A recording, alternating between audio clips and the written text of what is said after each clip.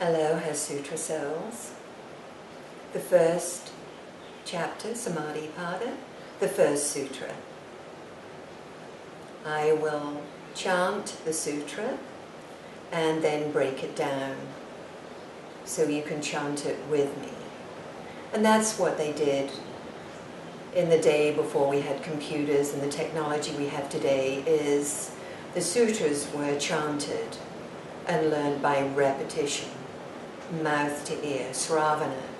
And so we'll do the same thing today. We'll start with an Om.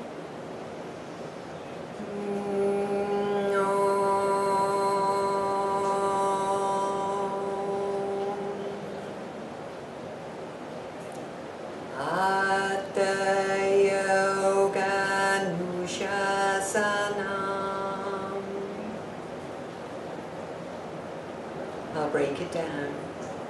Hatha Yoga. Hatha Yoga Nushasanam.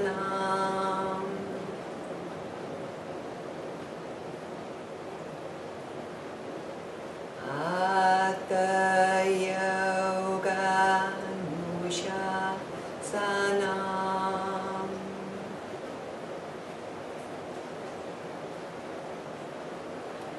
Hatha Yoga Nushasanam.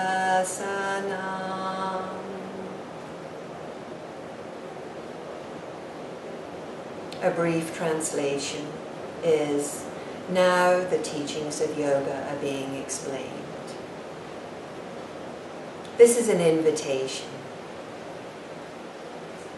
and it's a wonderful Atha.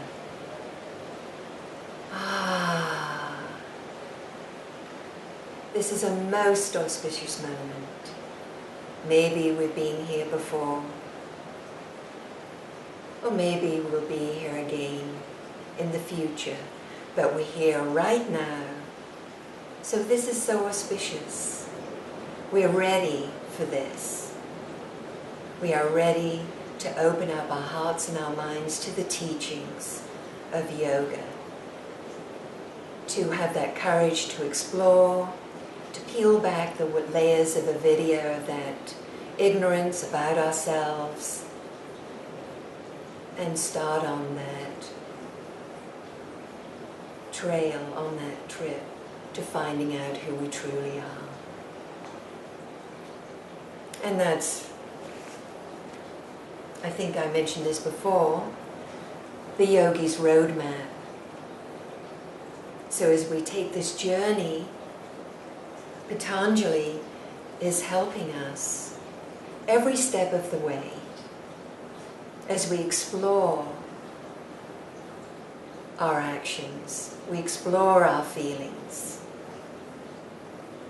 In these sutras, if we have the patience and the determination, as this is our spiritual journey, is the unfoldment of our true self,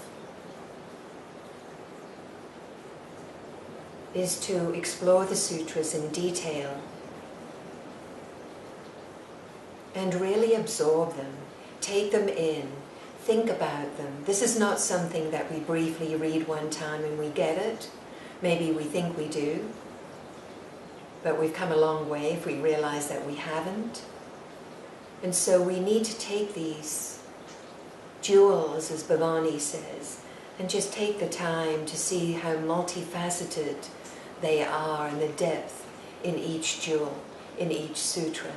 And it's the same with the beginning, with Atha Yoga Nushasanam, is that the Atha is, at last you're here right now.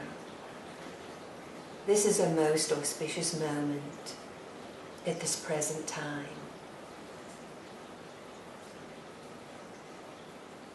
And yoga comes from the word yo, to yoke. As we think about the oxen and cart and the yoke, this is that connection the connection of the non-self with the self, finding our own true self. Anusha Sanam. Anu is that increment, the very minutest, like the atom, is so tiny. And we see it as that nectar, that center of that sutra that we can extract out.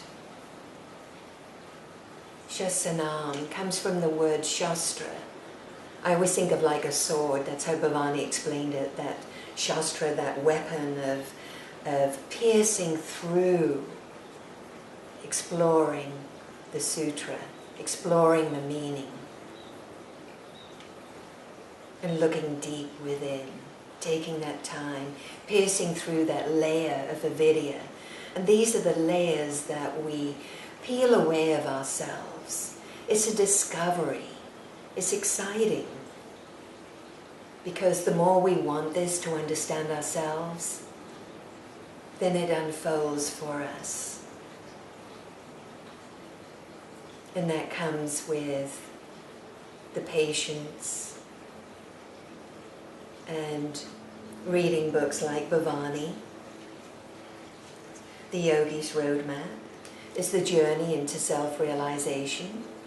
And so the first sutra is that unfoldment as we follow along with the process of yoga. And that's what it is. It's a process. It doesn't happen immediately. We have to have that patience of allowing the sutras also to unfold for us. It's that process of self-crystallization, self-awareness, Atha Yoga Nusha Sanam. And it's wonderful that we're at this point of the first sutra, of the first chapter, of realization of all the teachers that have walked this path before us, with a guiding light, shedding the light that we might follow. And so we give them our deepest love and respect. And we'll close with chanting it together one more time. And close with an Om. Together, Atha Yoga Nusha Sanam.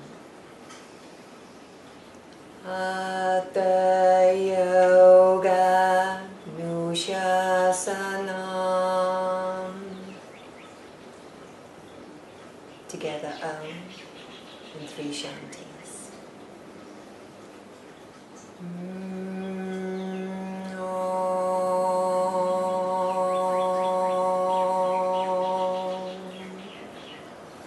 Shanti, Shanti, Shanti.